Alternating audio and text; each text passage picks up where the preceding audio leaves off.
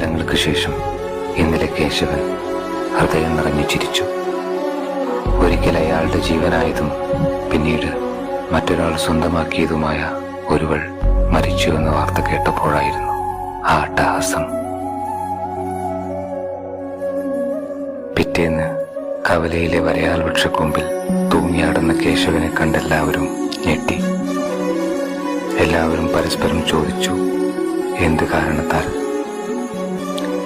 ഒടുവിൽ കെട്ടറുത്തിറക്കിയപ്പോൾ കീശയിലൊരു ചെറുകുറിപ്പ്. പിരിയാൻ നേരം അടുത്ത ജന്മം എനിക്ക് നൽകാമെന്ന് രാഗിണി വാക്ക് തന്നതാണ്. ഇനിയും കാത്തിരിക്കാൻ വയ്യ. എന്നെ സ്നേഹിച്ചിരുന്നവരെ മാപ്പ്. എനിക്ക് അവളൊരു ഭ്രാന്തായിരുന്നില്ലെങ്കിൽ ഉറപ്പായി ഞാൻ നിങ്ങളെ വിട്ടു പോവില്ലായിരുന്നു.